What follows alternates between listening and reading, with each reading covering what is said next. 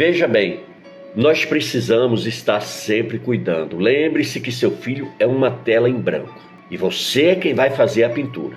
Já o teu cônjuge é uma tela o quê? Já pintada. Ou seja, essa pessoa já veio pronta. Ela foi criada numa família, com costumes, com ensinamentos bem diferentes dos seus. E vocês são o quê? São duas pessoas diferentes que vão conviver debaixo do mesmo teto, com todas essas diferenças, certo? E você será responsável por apagar algumas coisas que lá estão e escrever outras em cima, tá certo? Então você recebeu uma tela já pintada, que é o teu cônjuge. Mas você é responsável o quê? Por apagar algumas coisas que lá estão e escrever outras em cima. A gente vê muito isso, amados, nos exemplos. Às vezes a gente vê um casal convivendo junto, bem os dois, e que o marido ou a esposa estão investindo nessa relação para melhorar. Por quê? Porque eles tiveram, às vezes, um péssimo testemunho em casa. Via, sabe o que? A maneira que o pai tratava a mãe com ignorância, com prepotência, com arrogância. E também que a mãe tratava o pai com dureza também. Porque geralmente a gente só pode oferecer aquilo que tem. E aí o que acontece? Ela começa a ver que o esposo dela, que o seu amado, é diferente do seu pai e da sua mãe. Ele é mais educado, ele trata ela com educação. O que é que essa pessoa está fazendo no seu cônjuge? Está apagando coisas feias que tinham na vida dela e ali o que? Pintando outras boas. Então isso é muito importante a gente estar nesse cuidado de quê? De estar sempre ajudando o nosso cônjuge. Agora nós temos uma responsabilidade que é o quê? Fazer o nosso cônjuge feliz. Investir na vida dele. Ah, mas será que ele vai investir na minha? Isso aí não é problema teu. O outro lado que vai reagir, não sei de que maneira. Mas eu tenho certeza que se você estiver investindo boas sementes nessa relação, com certeza você vai colher coisa boa. Meus amados, eu sou casado há 36 anos com a minha amada, minha esposa. Hoje eu sou muito mais apaixonado por ela do que quando eu a namorava. De lá pra cá nós temos sido semeadores tremendos um na vida do outro. Por quê? Porque eu tive uma dificuldade muito grande, devido ter saído da casa dos meus pais muito novo. Meu pai e minha mãe também não tinha nenhuma estrutura, não tinha nenhuma preparação para nos ajudar como a gente vê nos dias de hoje, né? A facilidade que é, o conhecimento que se propagou, a tecnologia que tem ajudado a trazer tudo isso. Então hoje as condições são mas milhões de vezes melhor do que a época do meu pai. Por isso que eu não culpo meu pai nem minha mãe, porque eles deram aquilo que eles podiam, entendeu, queridos? E aí o que acontece? Eu vim para dentro dessa relação cheio de problemas, cheio de traumas, cheio de ziquezira, entendeu? Eu vim todo estranho para dentro dessa situação, para dentro dessa união. E isso fez o quê? Isso causou muitos problemas de relacionamento entre eu e minha esposa. E nós tivemos que enfrentar isso, tivemos que continuar em frente. Por quê? Porque nós temos a responsabilidade um com o outro. Não é simplesmente um casamento que na primeira briga, vai cada um pro seu lado, cada um cuidar da sua vida. Não, esse não é o projeto, esse não é o pensamento de uma pessoa que verdadeiramente quer entrar numa relação de compromisso, de responsabilidade com o outro, de respeito, não é verdade? Porque casamento é uma semeadura sempre. A gente está sempre semeando. Por isso que essa tela que eu estou dando exemplo para vocês aqui, ela é muito importante, que é essa tela pintada. Veja bem, muitas pessoas, elas sonham em ter um lar feliz. Mas quem não quer também, né? Mas todo tempo elas estão semeando, sabe o quê? Amargura, elas semeiam ressentimentos, ofensas. E aí, se eu for numerar aqui, eu vou passar o dia inteiro. Vamos botar aqui um etc. Essas pessoas, elas estão semeando para quê? Para o fracasso e derrota das suas vidas e vai contribuir para ajudar outros a ir à derrota daquelas pessoas que convivem com ele. Por isso que nós temos que ter muita sensibilidade. Veja bem, Jó, no capítulo 4, no versículo 8, a palavra do Senhor diz assim: os que lavaram a iniquidade e semeiam mal, isso mesmo colhem. Então nós precisamos ter sempre esse cuidado, que a gente precisa estar sempre nos alertando que tipo de semente nós estamos plantando, que tipo de semente vamos colher.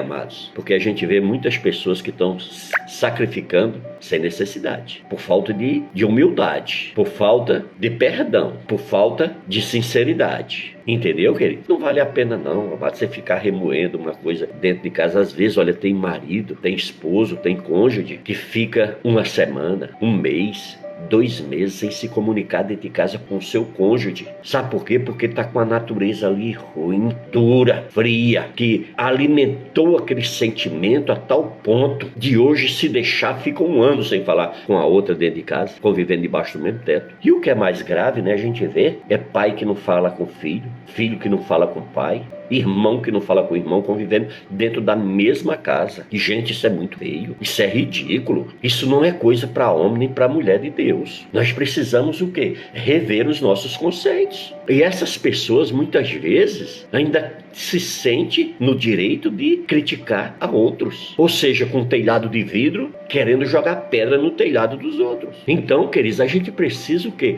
Repensar essas coisas. Quando nós plantamos atitude de compreensão, nós vamos ser compreendidos, querido, tá certo? Quando a gente toma essas atitudes com amor, com humildade, com simplicidade, com certeza, se a coisa não acontecer de imediato, mas a longo prazo, isso vai mudando, né? Quando nós plantamos atitudes de amor, queridos, como o mundo está precisando de amor, como as pessoas estão precisando de amor. O Senhor diz lá em Mateus que por se multiplicar a iniquidades, o amor de muitos se esfriaria. E é o que a gente vê, amados. Se o amor está se multiplicando, é porque a iniquidade tem se multiplicado. E o que é iniquidade? Iniquidade é o pecado, é tudo aquilo que vai contra os princípios, que vai contra a palavra de Deus. Isso é iniquidade. É isso que nós precisamos nos livrar. E aí o que acontece? A falta de amor vai tomando conta. Eu estava, esses dias, até gravamos uma live aí no TikTok, e falamos a respeito daquela chacina que aconteceu, de 7 pessoas que tiveram suas vidas ceifadas precocemente, uma fatalidade. Imagina como que não está o coração desses familiares. Que Deus os tenha, que Deus venha confortá-los, em nome de Jesus. Por conta de quê, queridos? Por conta da falta de amor, falta de compreensão, falta de perdão. Às vezes as pessoas ficam ali, não se perdoam. Às vezes houve um desentendimentozinho, aí entrou uma mágoa, a pessoa não toma o cuidado de ir logo procurar a pessoa que a magoou e resolver essa situação com diálogo, com sabedoria, com discernimento, com entendimento. Não, ela simplesmente vai deixando de lado, como se nada tivesse acontecido. Mas lá dentro dela abriu-se uma pequena ferida. Essa mágoa acaba o quê? Rancor. E aí o rancor vira o quê? Vira ódio. E aí a coisa ficou muito séria. Porque quando isso se transforma em ódio, queridos, muda toda a estrutura da pessoa. A pessoa se torna amarga, indiferente, fria, inconsequente, uma série de coisas. E aí isso faz o quê? Ela não aguenta, o ser humano não foi gerado para viver debaixo dessa pressão, dessa negatividade. E aí o que acontece? Ela começa então a ter problemas de pressão, de colesterol alto, uma série de problemas começa a vir distúrbio no corpo dela, e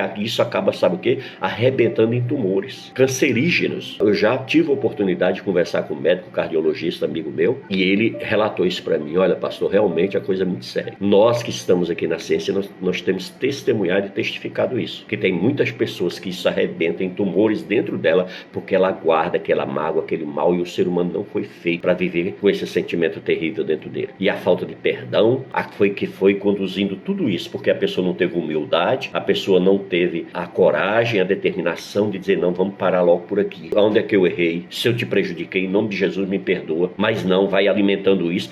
Mas ele tem que me pedir primeiro perdão, porque foi ele quem fez o erro. Querido, não fica transferindo. Olha, se Deus está falando com você, é você que tem que tomar a iniciativa. Para de ficar transferindo a tua responsabilidade para terceiros. Para de ficar querendo passar o problema para outra. Mas ele que pisou na bola, pastor, ele pisou legal, me machucou mesmo. E eu odeio mesmo. Então, em nome de Jesus, não carrega essa carga, que ela é pesada demais para você. Deus não te criou para carregar essa carga, esse peso. Procure essa pessoa em nome de Jesus. A palavra do Senhor lá em Mateus capítulo 5, ali no versículo 22 e 23, diz assim: que ao trazerdes ao altar a tua oferta, e ali te lembrares de que teu irmão tem alguma coisa contra ti, deixa perante o altar a tua oferta, vai primeiro lá, reconcilia-te com teu irmão, e depois tu vem e oferta. Então veja bem, nem a tua oferta Deus recebe se você tiver com esse sentimento de mágoa, rancor e ódio no teu coração. Você precisa liberar o perdão em nome de Jesus, para você ser livre, para você quebrar essas correntes, para você tirar esse peso que você tem carregado até hoje. Não vale a pena, querido, você é muito melhor do que tudo isso.